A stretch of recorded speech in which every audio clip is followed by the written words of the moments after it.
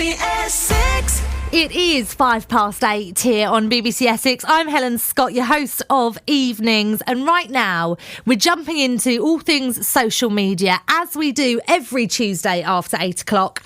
And this week I'm focusing on bloggers and podcasters who focus their content around mental health. And I've got some fabulous guests this evening joining me. First up is Dennis Relojo-Howell, who is a psychologist from Raynham, who has created a blog and talks all things psychology on there. And he's here with me on the phone now. How are you doing, Dennis? I'm good. Thanks for having me here, Helen. Oh, I'm so chuffed that you've come on tonight, Dennis. I really am. And why don't you introduce yourself and give us a little bit of background about you? I'm based in Raynham in Essex. So basically, I launched a mental health blog called DRH. I launched it in March of 2014. So I'm a full-time blogger. I'm also on YouTube. I talk to people within psychology, mental health, and well-being. Fantastic. How exciting. And why did you decide to go down the route of talking about specifically mental health? I've always been a blogger myself, so I've been blogging for about 15 years, but my background has always been in psychology. So when I was at uni, I launched a mental health blog to sort of merge my interest in psychology and blogging. So that's why I ended up launching my blog. But there's also a personal reason to that, because I'm originally from the Philippines, and I grew up in the slums in the Philippines, and my grandmother suffered from dementia. And of course, if you live in poverty, discussions about mental health is not really something that you prioritize. So that experience sort of galvanized me to, I sort of think that as soon as I have the resources and the skills to create conversations about mental health, I would seize that opportunity. So when I'm already an adult, I started to do work related to mental health, and it just so happened that my chosen platform is blogging. Amazing. Well, I think it's funny. I think that a lot of people, would start something like this from a personal experience, and it's interesting with PsychReg because it's not so much, where a podcast, for example, we've got some podcasters coming on a little bit later, and they have conversations and kind of quite sort of personal, emotional conversations a lot of the time. Would you say that PsychReg kind of focuses more on the science aspect than a sort of, emotional aspect? I would say that I'm trying to strike a balance between personal lived experience and the kind of academic take on mental health. And like what I've said, because blogging is all about creating conversation, and I don't think that you would have a good representation of, conversations about mental health if you're just leaning towards one side. So I kind of split the kind of themes that I represent on my website. So I try to publish stories about lived experience, and I also invite academics to publish their latest research. Amazing. It sounds exciting. And this is something that you do full time now? Yeah, I do. I do it full time. I previously worked at a PR agency in London, and then I just started, because I'm an introvert, so I really thrive working on my own. So I just realized I'd rather work from home, and this is really something I'm passionate about. And I love creating websites. I love creating digital content. So I just decided to focus on this one. Just to go for it and throw all your eggs in. I don't blame you. Who wants to work for the man? Who wants to work for the man, Dennis?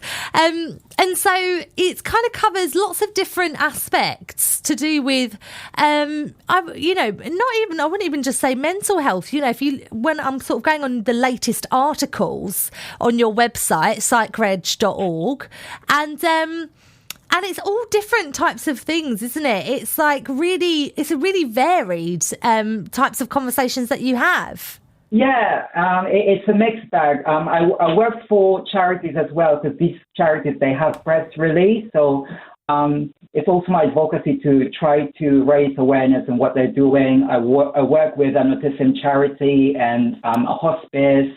I work with carers if they have something new going on, rather than it being just a company newsletter. I try to share it with my audience as well. Yeah. And what would you say, who is your audience, would you say? Is there sort of a particular demographic that goes to your blog?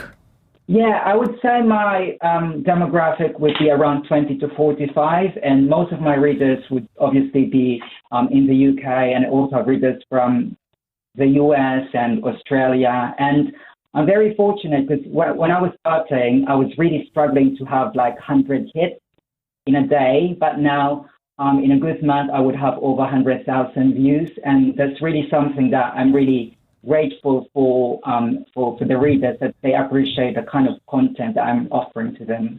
Yeah, absolutely. I mean, it's no mean feat, Dennis, getting 100,000 people coming to your page every month. I mean, that's incredible. Like, what did it feel like when you could see the numbers going up and you could see that more and more people were really just, loving the content?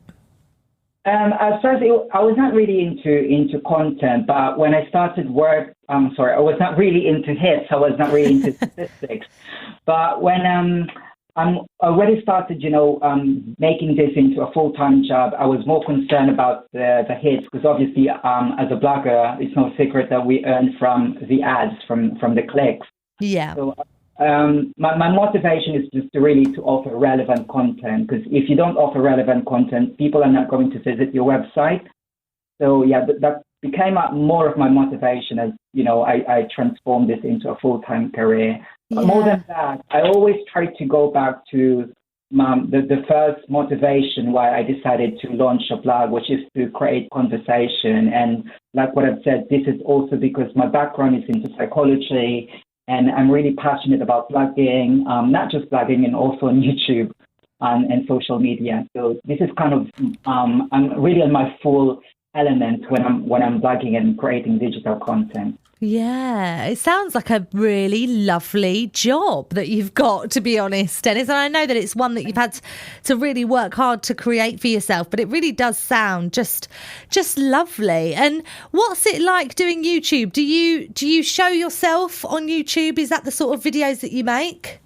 What I do is I interview people within psychology and mental health. Just yesterday, I was talking to a guy who's got Asperger's syndrome, but he's also a Commonwealth gold medalist in Taekwondo. So I speak to people who've got interesting stories about mental health, and I also speak to experts in mental health. One of the most notable interview that I've done is an expert in resilience, because that's also something that I'm interested about, promoting resilience and good aspects of mental health. Incredible. So just basically, it's a struggle for me, because I'm not really like a camera person, but I just try to talk to people on YouTube the way I would talk to them in person.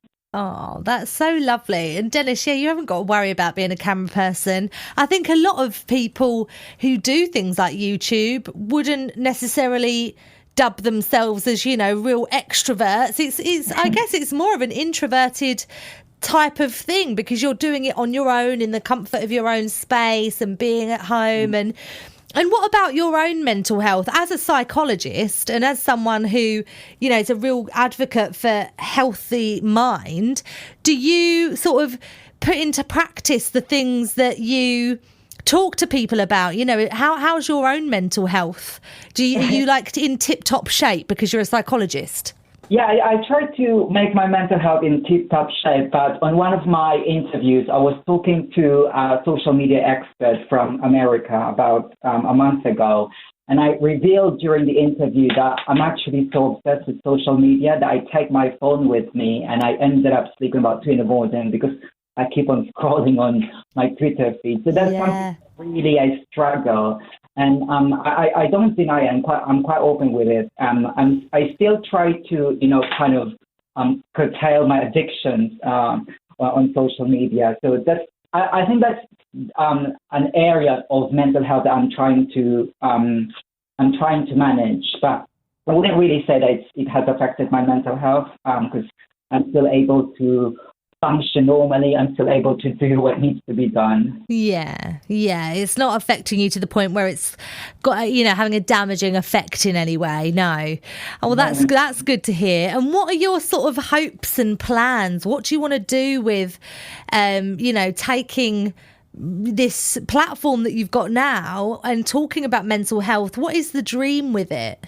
Mm-hmm. My dream is actually to bring conversations about mental health. When I say bring conversations about mental health, not just focus on the negative aspect of mental health. That's why actually since about 3 years ago, I've been organizing conferences around psychology and mental health. And actually, I'm organizing an event called Mental Health 2020, and it's supposedly taking place in London, but because of what's happening now, it will be just done virtually. So that's something that I want to do, take the conversation from the digital world to, actual face-to-face conversations about mental health. And I want to focus on the good aspects of it. Fantastic. Well, that sounds really exciting. And when are you planning for that? We originally planned it for September, but we moved it to October. We don't have a definite date yet, but we're trying to coincide it with the World Mental Health Day. Oh, fantastic. I will keep us updated, Dennis, with that. I would love to chat with you about it, if that does get to go ahead and, fingers crossed for you with that. Thank you. No, thank you. And thank you so much for coming on. If people want to read your blog or, watch the YouTube videos, where can they find you, Dennis?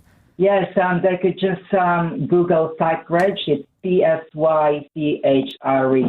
And on YouTube, they can just type my name. It's Dennis Relojo. It's a Spanish surname, Dennis Relojo-Howell. Fantastic. Dennis, thank you so much for joining us tonight on BBC Essex.